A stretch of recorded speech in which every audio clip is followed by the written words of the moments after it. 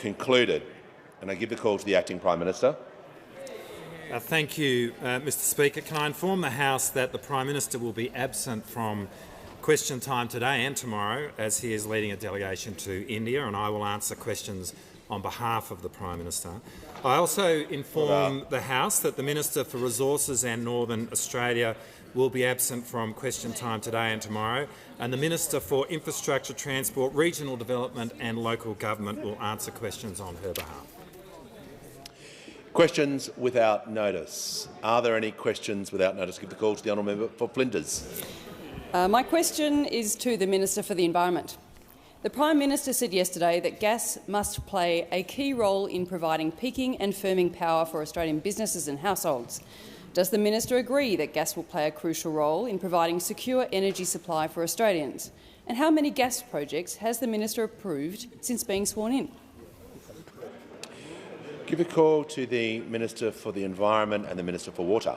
Well, yes, it will play a crucial role, and I'm not going to comment on individual assessments. Give a call. Order. Order. The House will come to order. Give a call to the member for Lawler. Thank you, Speaker. My question is to the Acting Prime Minister. Order.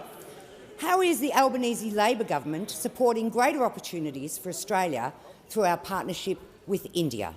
Give the call to the Acting Prime Minister. Well, I thank the member for her question, and tomorrow is going to be a very exciting day as the coin is tossed at the beginning of the fourth test at the largest stadium in the world, the Narendra Modi Stadium in Gujarat. And right now, on the field is a banner which proclaims 75 years of friendship between Australia and India through cricket. And indeed, Australia was the first country with whom India had formal diplomatic relations after independence, and cricket has been at the heart of our relationship since independence. Indeed, months after Indian independence, Australia and India played our first Test match together when India toured Australia in 1947-48. It was the one series that Bradman played against India, and in that first Test in Brisbane he scored 185 not out, and I'm pretty sure that my father was there to watch it. When Prime Ministers Albanese and Modi walk onto the ground tomorrow, there is every chance that they will do so in front of a world record crowd for a Test match. A record which up until now has been held by the MCG and has been since 1960. And cricket is perhaps the best symbol of what we have in common as two countries. You can have an engrossing conversation with a taxi driver in New Delhi about Virat or Tendulkar in a way you can't really have the same conversation even with a taxi driver in New York. Foreign relations is not very different to human relations, and as two countries we are the very best of friends. And right now that matters, because India is becoming a superpower, and India and Australia have greater strategic alignment now than we have at any point. There is an enormous opportunity for us to be trading with India, and a large part of Prime Minister Albanese's delegation to India is as a trade delegation. This is a relationship which matters because we share an ocean, we share a region, and increasingly we are becoming security partners. Last year I had the enormous honour when I visited India of riding aboard a P-8 Indian Navy aircraft, a plane that we operate. This is a really sensitive platform which is engaged in reconnaissance and surveillance, and it says everything about the trust that India has in our country that they would allow an Australian Defence Minister to be aboard. But what transcends our relationship from one of being friends to family is the vibrant and growing Indian diaspora which is in our country today and which will very soon be producing cricketers for our own Test team. Now, as our two countries consider our relationships with China, with the United States, with the region and indeed with the world, we are strikingly similar. And we do live in an era of strategic complexity and threat.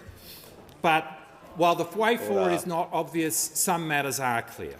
Now is a time to be close to friends. And in the community of nations, India stands in the very top tier of the very best friends that Australia has. Give the call to the Leader of the Opposition on indulgence.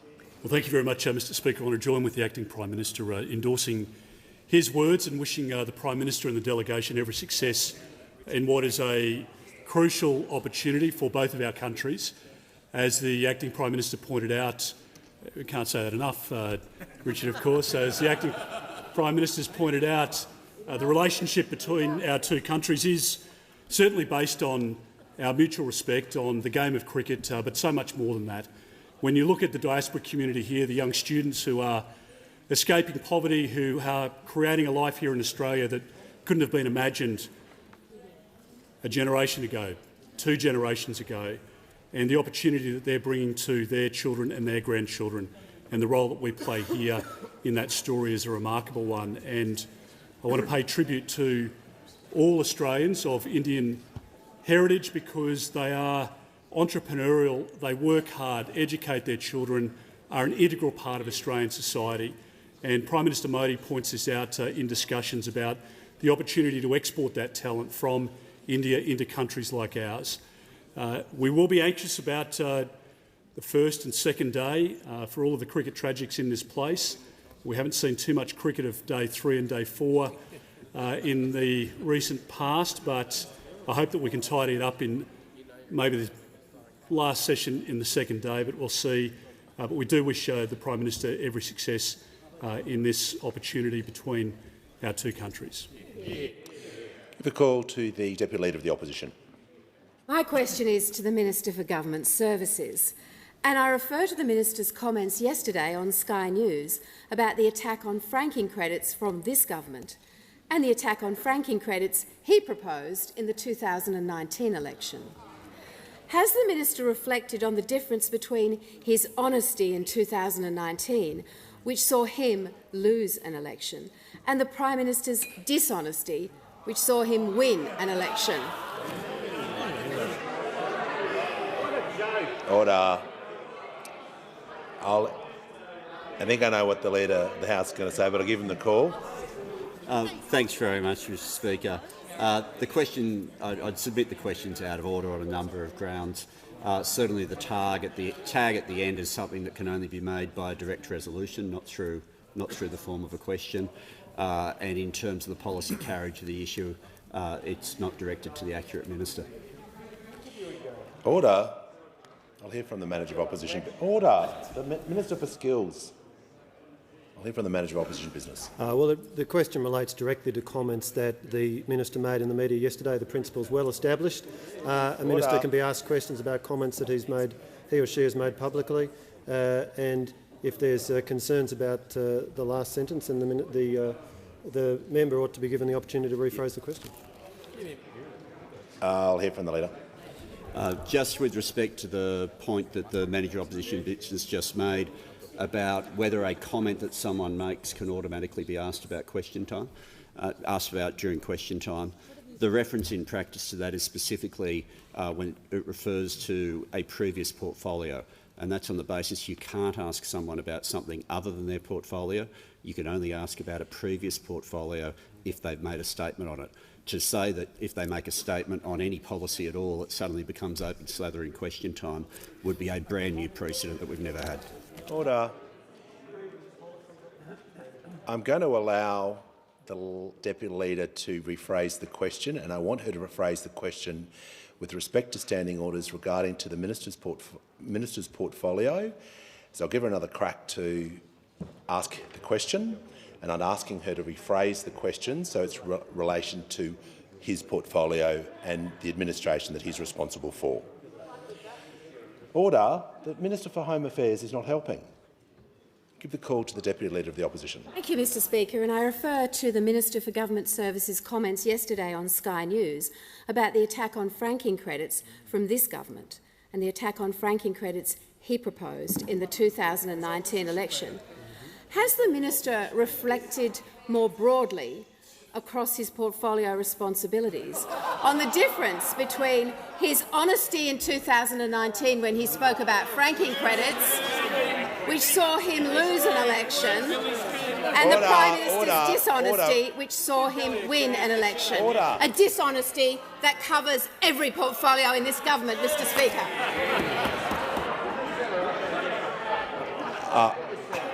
Order.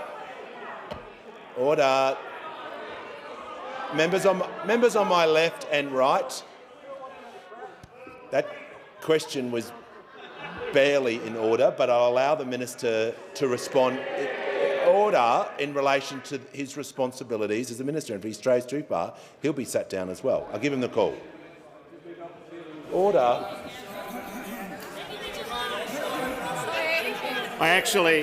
Order. I thank the Deputy Leader of the Opposition. I did have one prepared about honesty in government in my portfolio. The Royal Commission into Robodebt reflects, I think, one of the low points of honesty by a government. And in our portfolio now we're cleaning up the mess, but one important point which goes to— thanks for the Robodebt question, Susan. One important point which goes towards this question of honesty in government is really this.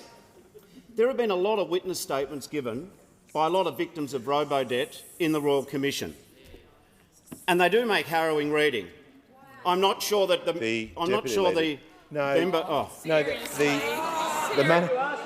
manager of opposition business. The question was so broad in terms of honesty and the minister's responsibilities. He is in order, but I'll hear from you. What goes to relevance, it was a question about franking credits and this minister's track record. If he can't answer it, he should sit down. Resume your seat. And also to reflect about his portfolio, and I'll give him the call. He is in order. You've asked the question. It was very broad. The minister is in order. Order. The Robodebt Royal Commission is casting a light on matters which haven't been dealt with before the Royal Commission. Will cease interjecting. The members opposite, I think, are aware that for 4.5 years there was an unlawful scheme raised, an unlawful scheme. And as much as the members opposite don't like to talk about the Robodebt Royal Commission, part of the reason why we're having the Royal Commission is that for 4.5 years the then government did everything they could to bury the truth. And we've heard in a number of question times— oh my goodness.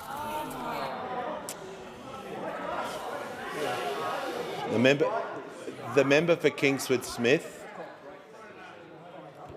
I give the call to the manager of opposition business. Well, Mr Speaker, you've been very clear on your rulings when it comes to the Royal Commission that the minister is not entitled to draw conclusions. He is only entitled to refer specifically to evidence. He's been a serial offender on that. He's offending again, and I ask that you direct him back to your ruling. Resume your seat. The Leader of the House.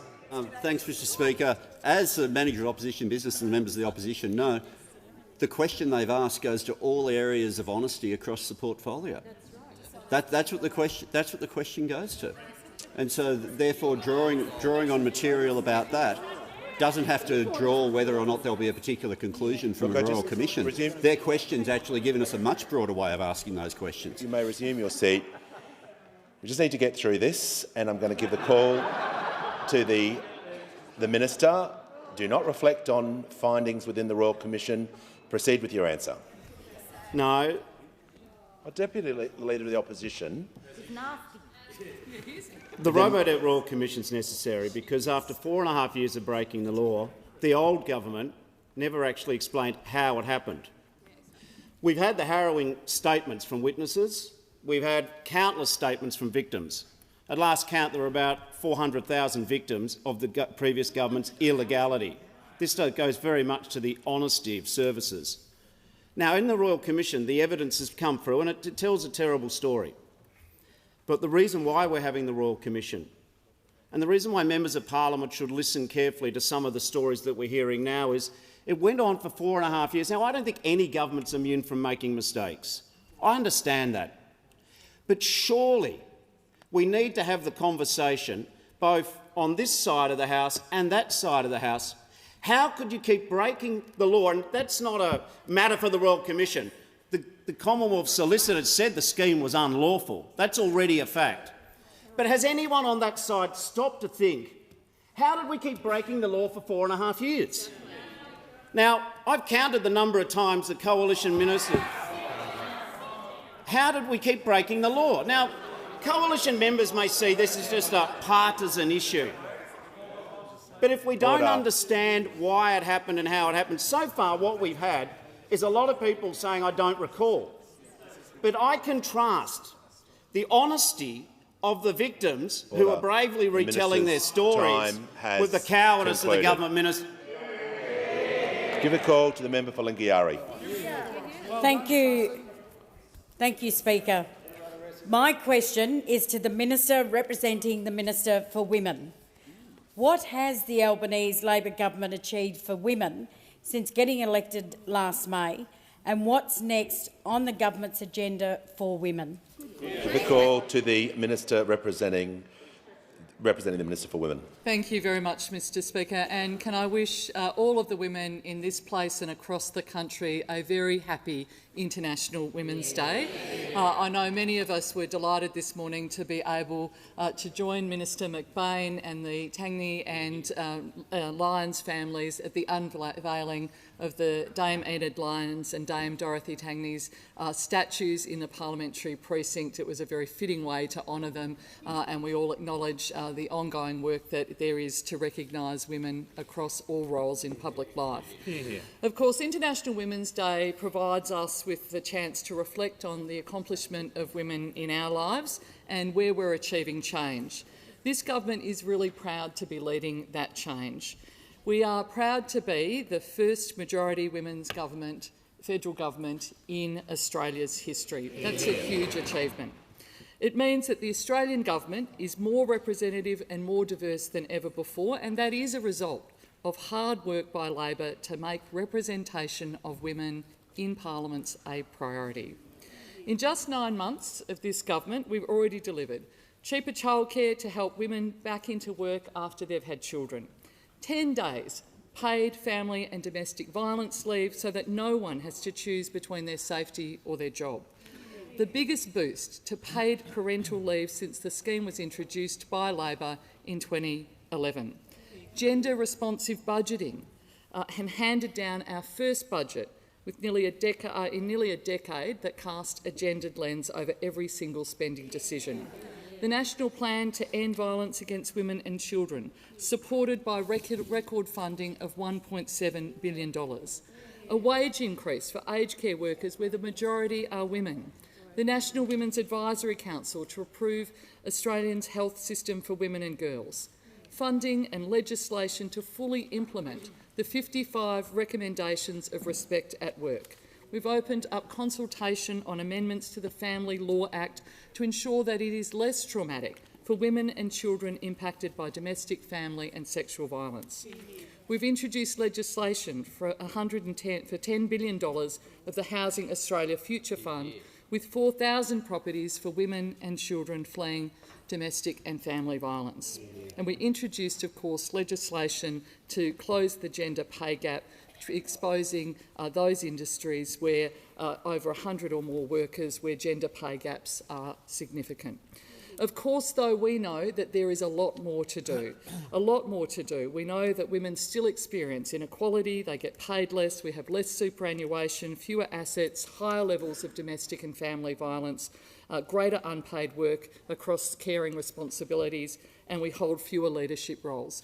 As women in this place and across the country, we know the job is never done and the job is not yet done. I'm pleased to... On indulgence, I'll call the Deputy Leader of the Opposition.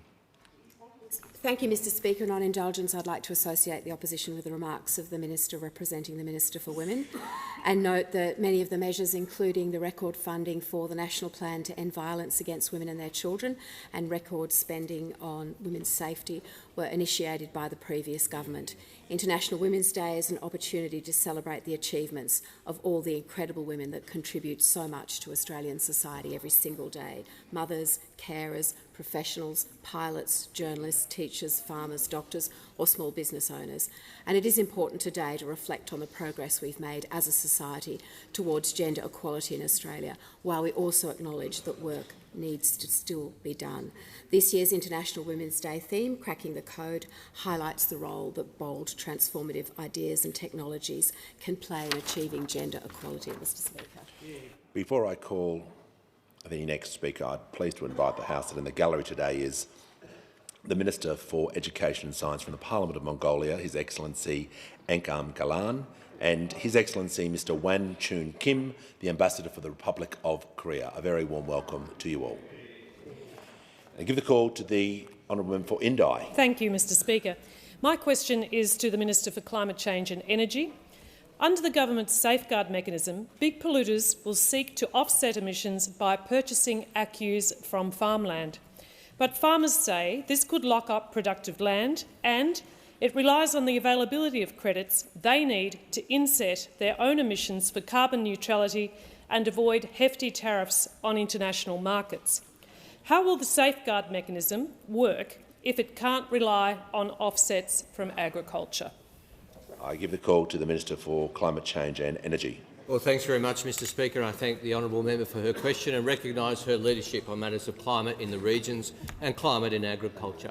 And the honourable member asked a number of very important questions. Firstly, in relation to the safeguard mechanism, and there has been a debate across the public sphere in recent days and weeks about the use of offsets, and where the government has proposed such an ambitious scheme to see 4.9% reduction in emissions each and every year. It is appropriate that we provide flexibility to businesses as to how to do that, and offsets are a very important part of that. Offsets are the net in net zero, which all parties are effectively committed to or meant to be committed to. And agricultural offsets play a very important role as well. So, in relation to safeguards mechanism, that is an important degree of flexibility for big industrial emitters. And of course there'll be a debate in this parliament when the bill comes forward for a vote, and there'll be one in the other House, and when I issue the appropriate regulations. And I've interacted with some members of the crossbench and happy to have further interactions with them about the issues. In relation to insetting and the proposal and the concept that the honourable member refers to, I am aware of that proposal and that concept. National Farmers Federation is interested in it, Farmers for Climate Action are interested in it, and it is a concept which has been consulted on by Climate Active, and it is one of the options available to farmers potentially going forward. I would remind the honourable member and the House of the existence of the Farmers' Carbon Offset Scheme by the government, the $20 million in funding over 4 years to provide farmers and agriculturalists with all the information and best detailed advice that they could possibly access, to give them the choices, informed choices that they can make to ensure that they are maximising their involvement in a way that they choose to.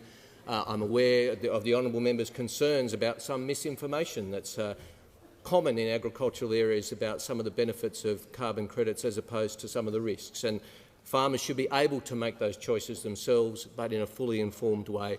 And I'm more than happy to engage further with the honourable member about any sensible suggestions she might choose to make in this area. Call to the member for Holt. Thank you, Mr Speaker. My question is to the Treasurer. How is the Albanese Labor government responding to the cost of living pressures facing Australians, and what steps is the government taking to address the inflation challenge that the government has inherited in the economy? Give the call to the Treasurer. Thank you very much, Mr Speaker, and can I thank the member for Holt for her question. That is the third question that the member for Holt has asked me since November. That means 3 times more than the Shadow Treasurer has asked me over exactly the same period. So I thank the member for Holt for her question. Even with the big boss away, I can't get a question from the Shadow Treasurer, Mr Speaker. I thought today might have been the day, but alas, today is not the day. Now, Mr Speaker, we know that the interest rate rises which began before the election and continued afterwards are really tightening the screws on household budgets which are already tight enough. And we know that there are global issues at play here, but we also understand and accept that some of the issues in our own economy, particularly in our supply chains, which have been neglected for too long, are also part of the inflation challenge. The Reserve Bank Governor has said something between half and 3/4 of the inflation in our economy are from pressures in our supply chains. And that's why the bills before the parliament, whether it's the National Reconstruction Fund, the Housing Fund, whether it's the safeguard mechanism. All of these are designed to lift the speed limit on the economy, to make our economy more resilient so that it can grow without adding to these inflationary pressures. And that's an important part of our plan. Equally important part of our plan, Mr Speaker, is cost of living relief for Australians who are doing it tough, and providing that in a responsible way, a methodical way, an affordable way, so that we don't add to these inflationary pressures in our economy, whether it's cheaper early childhood education, expanded paid parental leave, cheaper medicines, more affordable housing, getting wages moving again, and the energy bill relief that those opposite voted against. Now, Mr Speaker, we need to provide this cost of living relief like we did in the October budget and like we will in the May budget as well. We need to provide that in the most responsible way, and that means finding room for cost of living relief in a budget which is designed by spending restraint at the same time.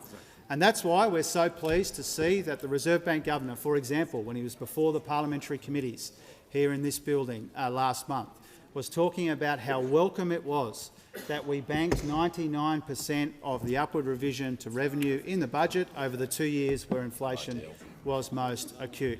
Showing restraint in the budget at the same time as we find room to invest in our economic capacity, at the same time as we provide that cost of living relief. These are all equally important parts of our three-point plan to get on top of this inflation challenge in our economy. We expect that inflation has already peaked, but it will be higher than we'd like, for longer than we'd like. It is the defining feature of the economy right now. It is the main reason why Australians are feeling such pressure, and that's why it is the highest priority when it comes to our economic policies. Order.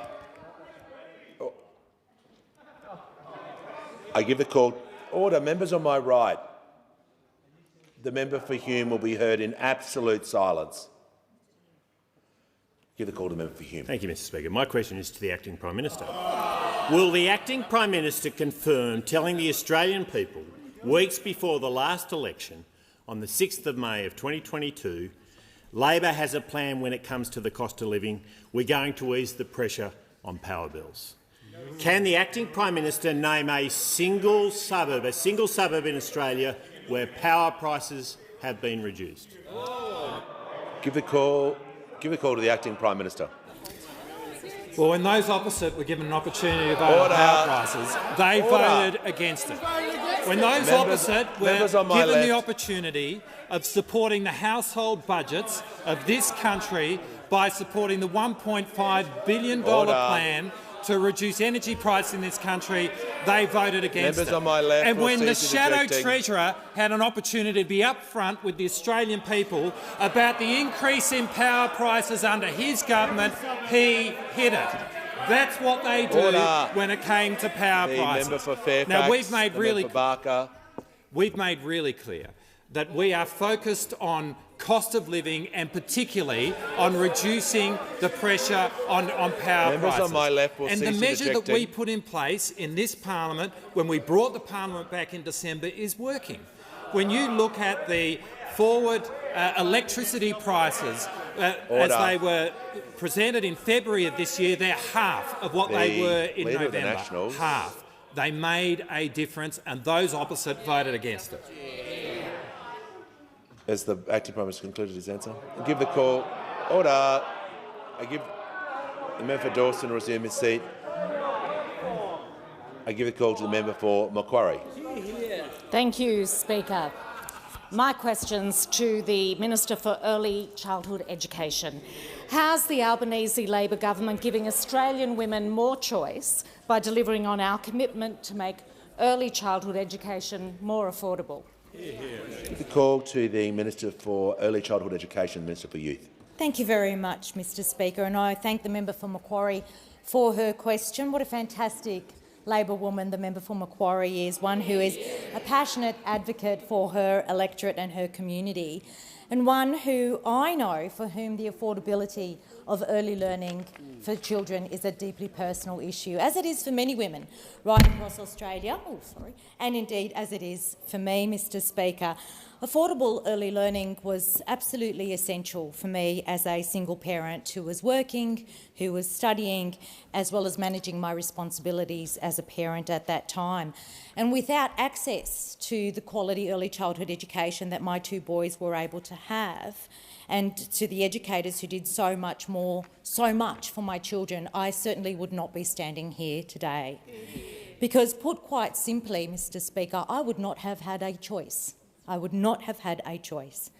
Now, on this side of the House, we believe that women should have a choice. They should.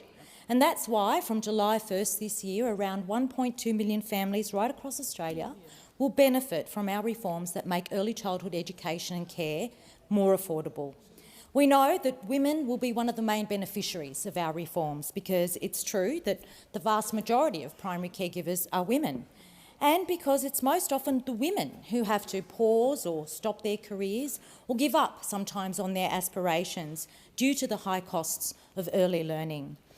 Our reforms give women the opportunity, the choice, to return to the workforce, to take on more hours if they so need and to be able to contribute to the household budget, and importantly also to go back to study if they so wish. This is real and responsible relief to the cost of living pressures facing Australian families. Women like Gemma from Adelaide, who told me that the reforms will give her more choice for her working hours, and she says, the costs of care were a big factor for me, weighing up how many days a week I would go back to work. It just doesn't make sense to work full-time for less in your pocket. This change will help me work more. And she echoes the sentiments of many women across Australia whom I've spoken to. Now, as we celebrate International Women's Day today, and I wish all women right across Australia and across the world a happy International Women's Day, we do need to remind ourselves that whilst we've come a long way, there is still some way to go. Mr Speaker, I'm proud to be part of a Labor government that recognises this and that has, in the short time that we have been in office, already achieved so much towards women's workforce participation and towards equality for all Australian women.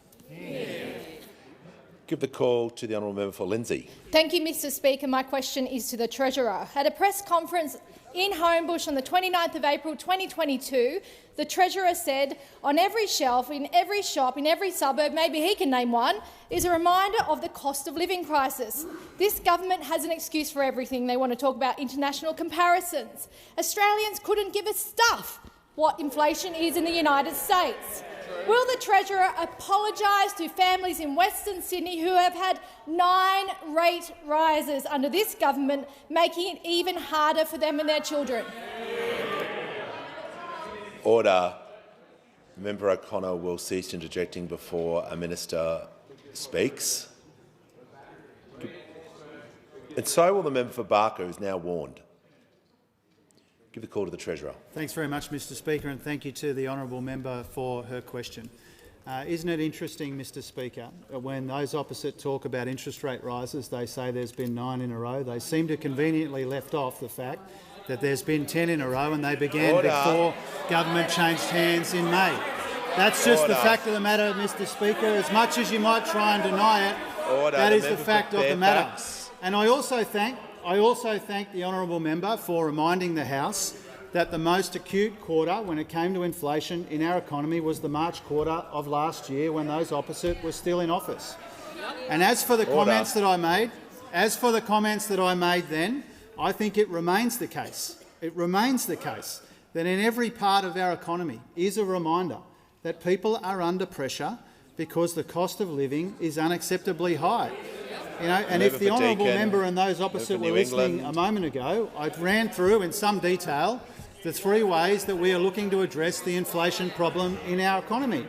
And it remains the case, as important as it is that we understand what's happening around the world, it remains the case. It remains the case that the most important thing for Australians, is what's happening to them. I stand by that. It's still the case. And that's why The overwhelming focus of our economic plan, the overwhelming focus of our cabinet, the overwhelming focus of everybody here is the cost of living pressure that people are under. And if you look right across the board at all the economic data that was there in May, what was abundantly clear is that the situation that we inherited from those opposite, after a wasted decade of missed opportunities and warped priorities, was a difficult situation for Australian families and pensioners. And if they really cared about the cost of living pressures that are on Australian families, they would have voted to help them with their power bills. But they didn't. They didn't do that. And so they had a decade. Mr Speaker, to deal with the issues in our economy. They wasted that decade with their messed-up priorities. We inherited a mess from those opposite. We are doing our best to clean it up on behalf of Australians who are still doing it tough. Petrie. Great job. It's far too much noise in the chamber from my left and from my right. This continues. A general warning will be issued. I'm looking at the members for Deakin. The members for Barker is already on a warning. The member for Groom. Give the call to the member for Werriwa. Thank you, Mr Speaker. My question is to the Minister for Social Services. How will Australian families, and particularly Australian women, benefit from the government's paid parental leave changes which passed Parliament this week? Give the call to the Minister for Social Services. Well, thank you, Speaker, and I'd like to thank the member for Werriwa for that question, and on this International Women's Day recognise her advocacy, her fierce advocacy over many years, not just for women in her electorate but right across Australia. Of course, improving paid parental leave is a critical reform. It's critical for families, it's critical for women, and it's critical for the economy. We know that when done right, paid parental leave can advance gender equality and grow the economy. New modelling from Impact Economics and Policy show that the establishment of paid parental leave scheme under Labor in 2011 resulted in nearly 75,000 more mothers joining the workforce and adding $8.5 billion to our GDP. Paid parental leave is a proud Labor legacy, and the Albanese government is building on this legacy. Paid parental leave reform was the centrepiece of our first budget, where we invested $500 million into a fairer, more flexible and more generous scheme. We know what happens when both parents are not supported to take time off work and care for young children.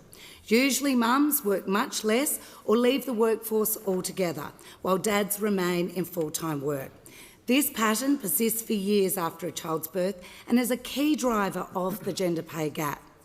We heard the messages loud and clear at our very successful Jobs and Skills Summit in September, where gender equality and economic growth went hand in hand. Businesses, unions, gender experts and economists all understand that one of the best ways to boost productivity and participation is to provide more choice and more support to families and more opportunity for women.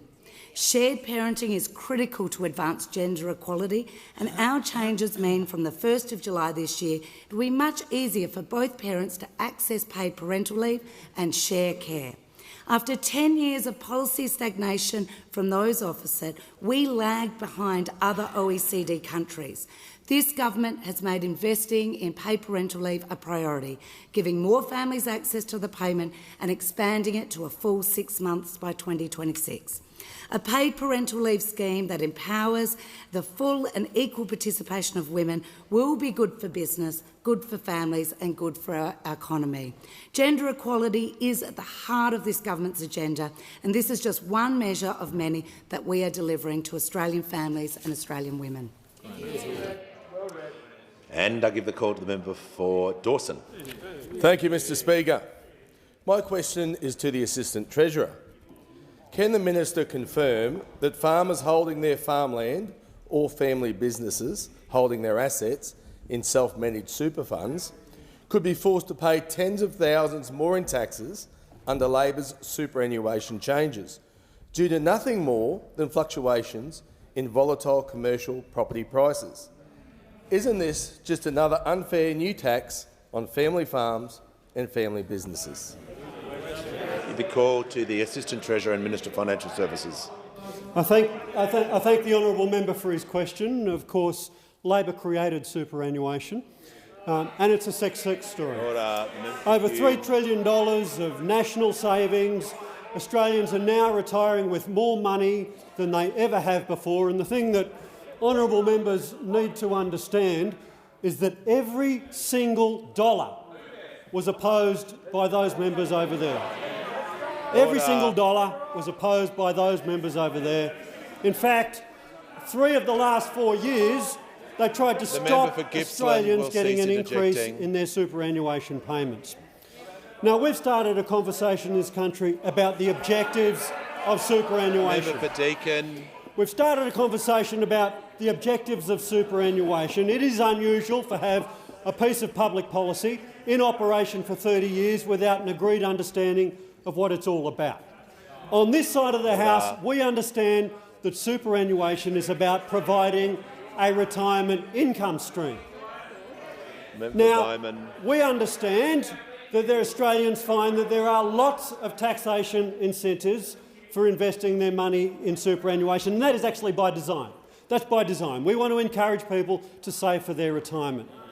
But I don't think any reasonable person, perhaps apart from the Leader of the Opposition, could argue that somebody with $100 million in their superannuation account, $100 million in their superannuation account, has their money saved Assistant Treasurer for the will resume his purpose seat of for a retirement. moment. The member for Gippsland is not helping. I want to hear from the Leader of the Nationals. Speaker on relevance. The question goes to farmlands and small business, and the minister has been given a minute and a half to talk about the specifics of this, and he has failed to even touch on that in any way, shape or form, Mr Speaker. I'm going to ask you, Minister. Order. Well, the member for O'Connor, if you'd like me to rule on the point of order, stop interjecting. The minister was asked a specific question, draw him back to the question. Thank you, Mr Speaker. The reason we are doing this is we want to ensure that superannuation is operating as it is intended to provide a retirement income stream. Now, the member opposite asked me about self-managed superannuation funds that have illiquid assets in them, like property. It is a requirement under the current law. It is a requirement under the current law that superannuation trustees have provisions within their accounts to account for liquidity events. That is a requirement under the current law. Order. Mr Speaker. Members on my left will cease interjecting immediately, or people will leave the chamber. The current law requires that superannuation trustees, including the trustees of self-managed superannuation funds, including the trustees of self-managed superannuation funds, have provision within the fund for liquidity. Now, we understand a change such as this is going to represent a challenge for some funds, which is why we are consulting about the implementation of it, and we will ensure that there are transition arrangements. This might be difficult for them over there to understand. Has concluded.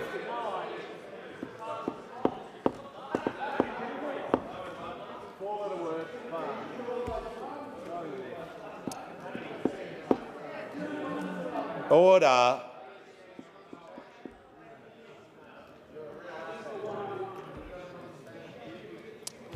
I give the call to the member for Dunkley.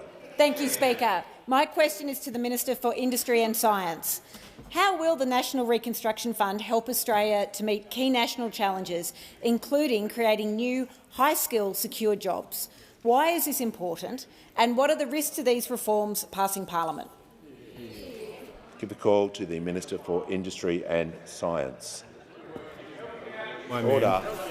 Thanks, Speaker. And I also want to thank the member for Dunkley for her question. I know she's very proud of manufacturers in her neck of the woods, manufacturers like Clark Masks in Carrum Downs, who are our only manufacturer of portable masks used in emergency services communication, so very important. Please pass on our thanks for their great work.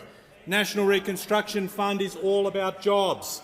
It's about creating real paying, secure work in our regions through to remote Australia, jobs in our outer suburbs as well, and including our suburbs like Carrum Downs, I might add. Jobs across the whole supply chain, high-vis jobs, tech jobs and sustainable jobs creation is at its heart.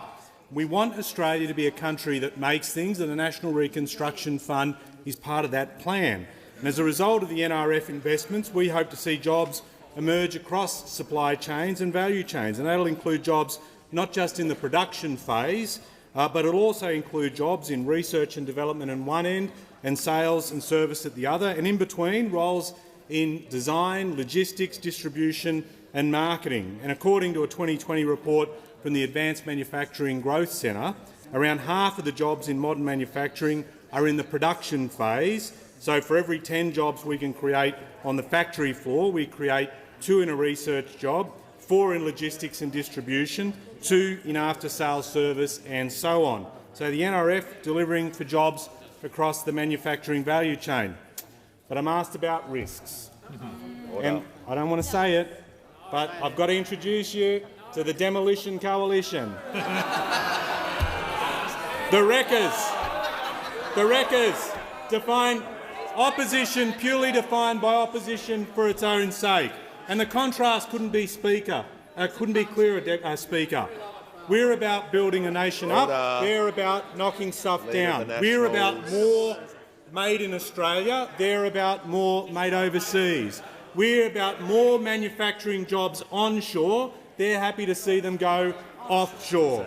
But the only time that the Liberal and National parties are happy to turn the no into a yes on manufacturing is when there's a chance to pretend in front of the media, put on the high vis, strut in front of a mic. It's all lights, camera, cosplay. There they are with the high vis, loving it. But there's a vote coming up, folks. There is a vote coming up, and they can show whether or not they will back Aussie manufacturing and blue-collar jobs. They will be asked to vote for the National Reconstruction Fund, and it will be on the record whether or not they support good blue-collar jobs in Australian manufacturing or not, or go back to their communities and explain why they're against Aussie manufacturing. Give the call to the member for Wentworth. My question is for the Treasurer. Australians want their governments to focus on the long term, not the news cycle. They understand we need economic reform because our fiscal arrangements are not sustainable. But past governments, Labor and Liberal, have not delivered the fundamental changes necessary for long-term growth and prosperity. With $1 trillion of debt, high inflation and low productivity, the choices have only gotten harder. So when will we see a real tax and spending reform agenda from this government? Give the call to the Treasurer. Thank you, Mr Speaker. I thank the member for Wentworth for her question and for her interest in all of the areas in her question. It is true that governments are called to deal with the long-term opportunities in our economy at the same time as we deal with some of the nearer-term pressures as well. And if you think about the 2020s as Australia's defining decade and how we set ourselves up for another generation of prosperity like that which was delivered by the reform agendas of the 80s and 90s.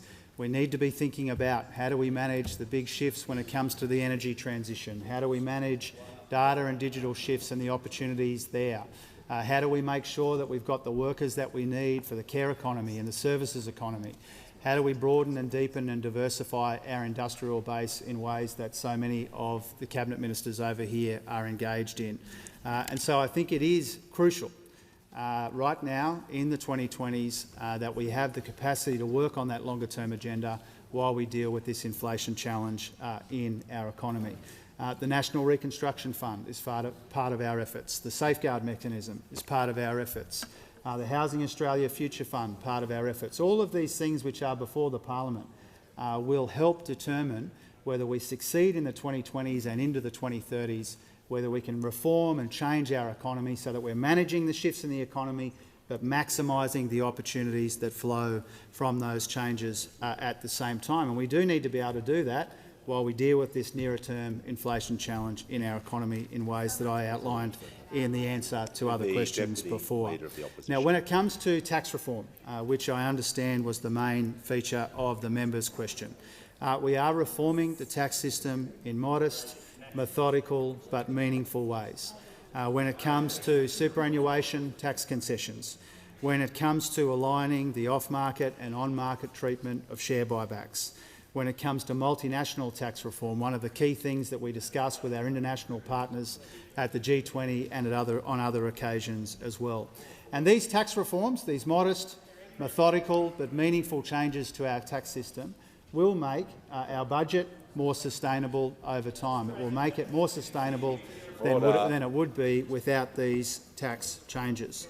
And in addition to that, we do have a whole bunch of other priorities when it comes to our economic plan, fixing our supply chains, lifting the speed limit on the economy so we can grow without adding to inflation. Tax is part of that, but it's not the only part of that.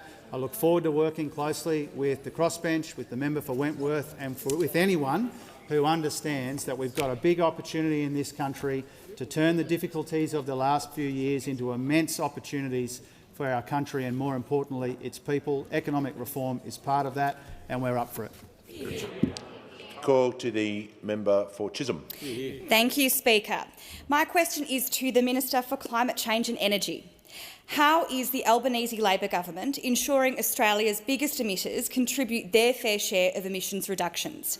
Why is this important, and are there any threats to progress?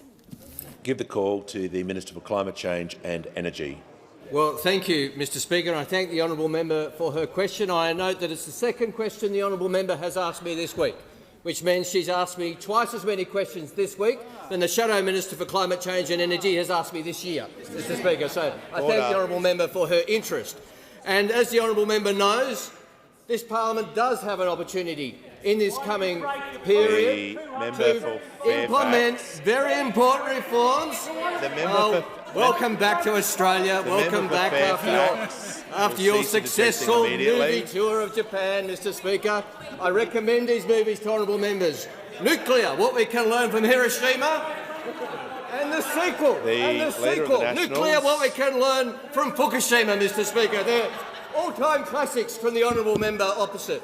But, Mr Speaker, the member for Chisholm asked me about the opportunity and the necessity of reducing emissions from our large industrial emitters. And we have the opportunity. If you're going to write a note, you have to do it in Texter. You have to do it in Texter. Nobody can see that. Mr Speaker,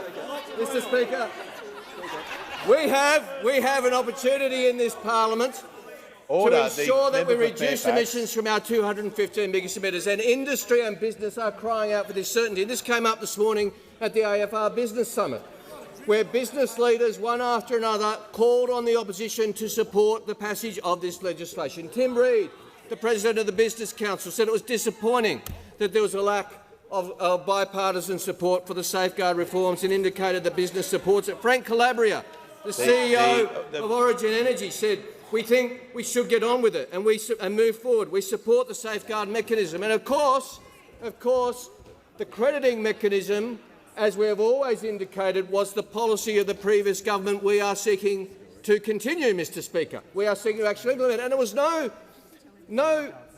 on the spur, it was no one-off policy from the previous government, Mr Speaker.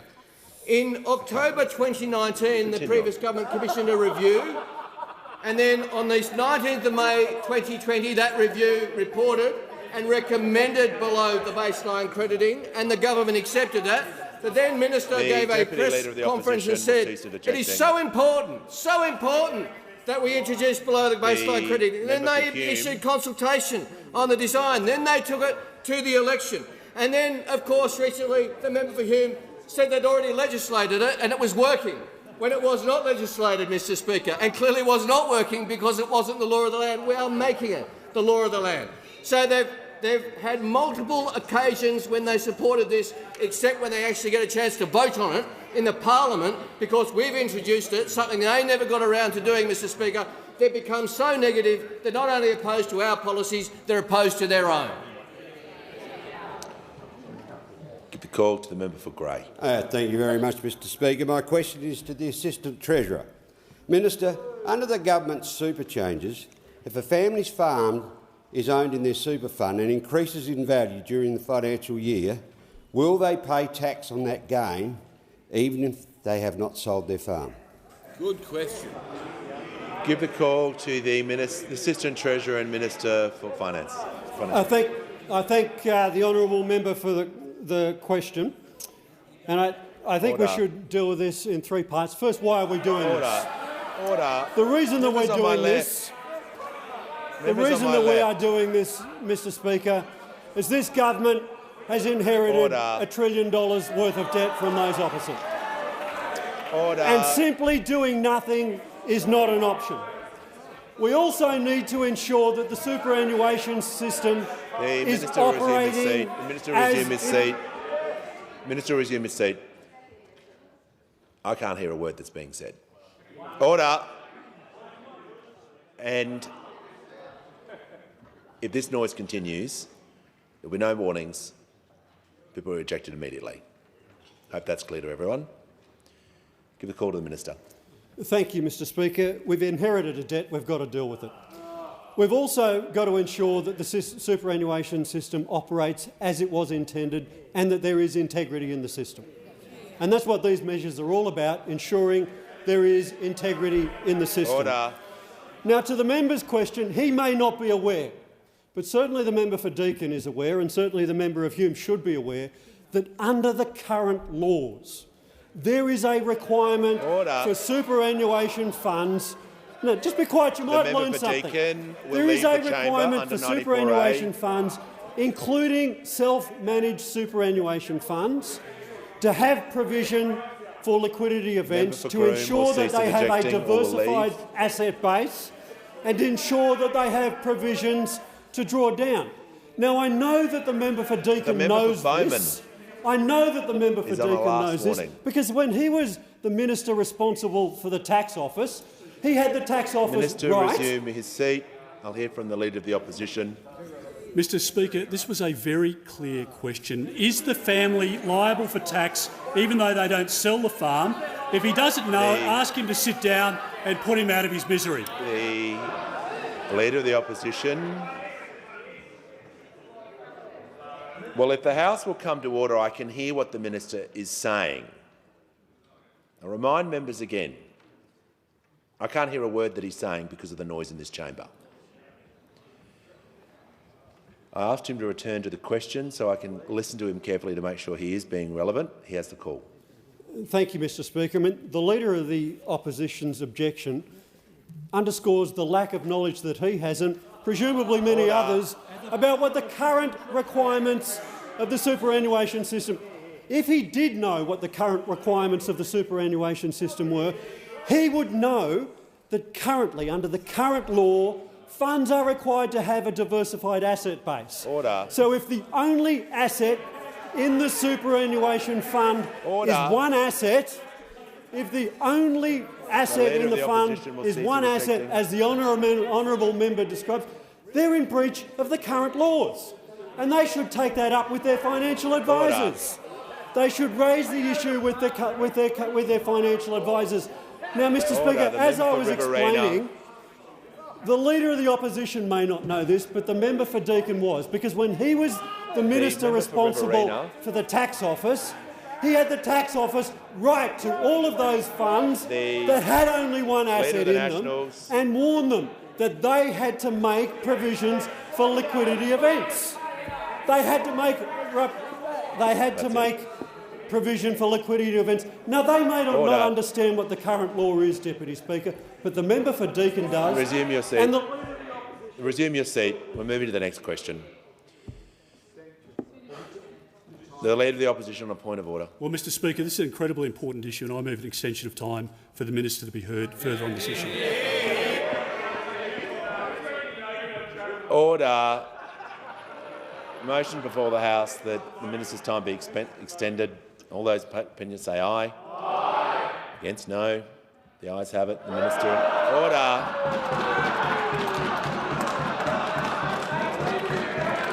Order.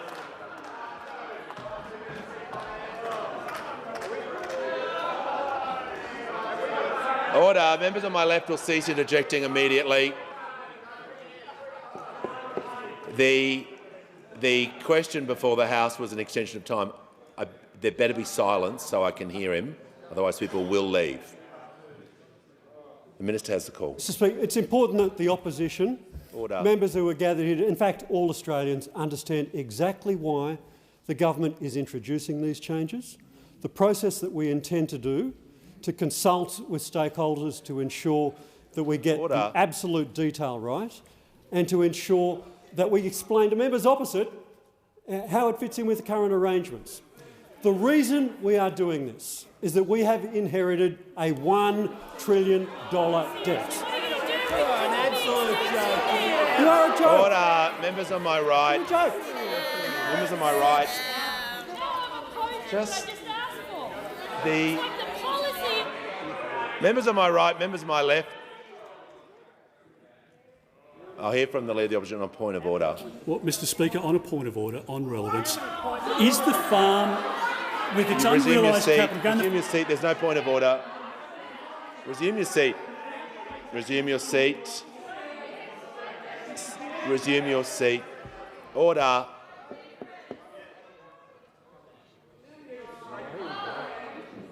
The Minister in continuation. Perhaps he's been getting some advice. Order. Members on my right, the member Fremantle. It is worth noting, Mr. Speaker, that they will get anybody but the Shadow Minister to ask me a question. Anybody but the Shadow Minister to ask a question in this House. The reason we are doing this is we've got a debt. The reason we are doing this is to ensure the integrity of the superannuation system.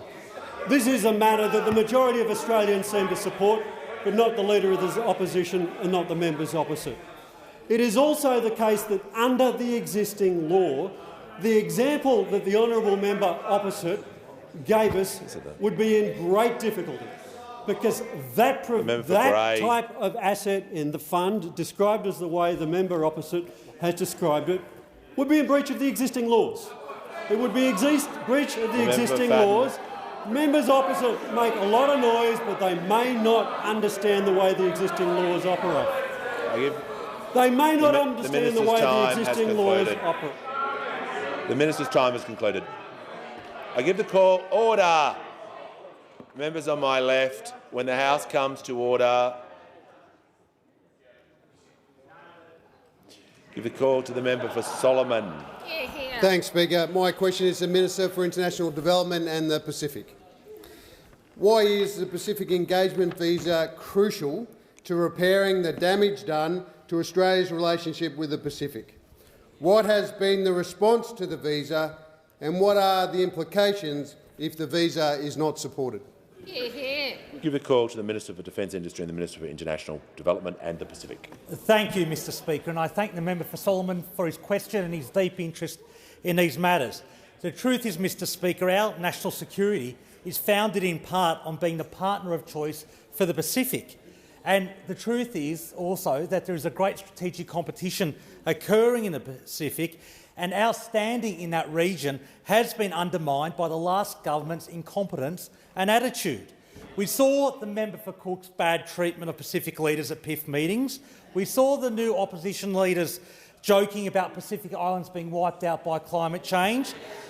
We saw the former Deputy Prime Minister saying Pacific Islander people should be grateful we let them pick our fruit.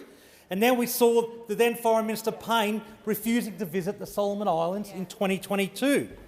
In contrast, the Albanese government has been repairing our relationships, has been repairing our standing, and central to that is the Pacific Engagement Visa that builds our people-to-people links with the Pacific, builds our diaspora, deepens our engagement and relationship with the Pacific family.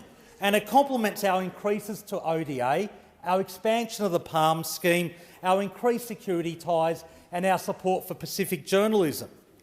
Now, Mr. Speaker, one would think those opposite would have learned after presiding over the Solomon Islands China Security Pact. They would have learned their lesson. But no, they're blocking action on climate change, they're undermining confidence in the PALM, and now they're saying no to the Pacific Engagement Visa. No, they're saying. on the spurious grounds of opposition to the ballot system. Order. In total ignorance that the ballot system has been very successful with the New Zealand scheme and the US Green Card lottery. In total ignorance of the fact that our extensive consultations with the Pacific have said that the ballot system is critical to avoiding brain drain. Only by making the visa random, with strict conditions around health, age, character and a job offer, do you guarantee that a high school graduate has as much chance of winning a visa as a cardiac surgeon? So if you eliminate the ballot, you eliminate that randomness and you actually eliminate any chance of avoiding a brain drain. You in fact deliver a brain drain and you undermine our standing in the Pacific. That would be a bizarre outcome, but that's what they're advocating for. Equally bizarre was their media statement they put out yesterday, where they said they support a permanent visa, but then they said they don't want the people to come here permanently. They also said they want to pick the most skilled people, so we can't use a ballot, but we don't want the Pacific to lose their best people. The truth is, by undermining our position in the Pacific, they're undermining our national security. They're going back to the bad old ways of hurting Australia's national interest and being patsies for the interests of other countries in the region. Minister's time has concluded. Give the call to the member for Fowler. My question is to the Minister for Infrastructure. I understand that our current Prime Minister had set up Infrastructure Australia under the previous Labor government. Recently, this authority listed the metro link between Western Sydney Airport to Parramatta as a priority area. This critical line would have brought job opportunities to my Fowler electorate and reduced congestions. But New South Wales Labor has slashed this line in favour of buses, which don't connect the three major cities. What will you do to restore this critical transport link for my community? Thank you. I give the call to order to the Minister for Infrastructure. Thank you very much to the member for her question, and I know that she's doing so as a strong advocate for her community in relation to public transport. I visited Western Sydney International Airport just recently to announce that it's now got its international code, WSI, and it's well and truly progressing well. The Albanese Labor government has committed over $5 billion alongside the New South Wales government to Western Sydney Airport Metro, and in fact I had the opportunity to dig the first sod on that rail line with Minister Elliott not that long ago. It's a very important rail line. It'll be providing important links. We obviously want to see that project to fruition. Of course, there is money that the New South Wales government has put on the table for a business case for part of that line to Parramatta, but no other funding has been committed. No other funding has been committed to that project. We will certainly, as a government who is committed to public transport, committed to the Western Sydney Airport Metro link, we will certainly consider the new government, New South Wales new government, any proposals that they put to us on the table, but no level of government has committed the money to build that project. Give the call to the member for Corangamite. Thank you, Speaker. My question is to the Minister for the Environment and Water. Healthy oceans are central to Australia's economy, culture and lifestyle. What is the Albanese Labor government doing to protect our oceans for the sake of our kids and our grandkids? Call to the Minister for the Environment and the Minister for Water. Thank you so much, Mr Speaker, and I want to thank the member for Corangamite for her question. We've had some great visits to the beaches in her electorate that are really quite beautiful. It's the Labor government's goal to leave a nature-positive Australia, leaving nature better off for our kids and our grandkids, protecting more of what's precious, repairing more of what's damaged, and managing nature better for the future. And while that applies to land, of course, it also applies to our oceans. The oceans in Australia are very close to our heart, and under the previous Labor government we more than doubled marine protected areas, which again were cut by those opposite.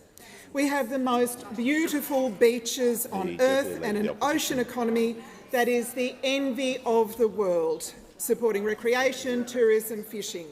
More than 85% of us live within 50 kilometres of the shore. And thanks to the strong action of the Albanese Labor government, it's been a great 9 months for Australian oceans.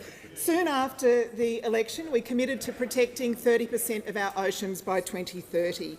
That's a goal that is now supported by the entire world after a big push from Australia at the conference, the Nature Conference in Montreal last year. But just a few days ago, we saw another important international agreement with an Australian-backed global treaty to better protect biodiversity on the high seas.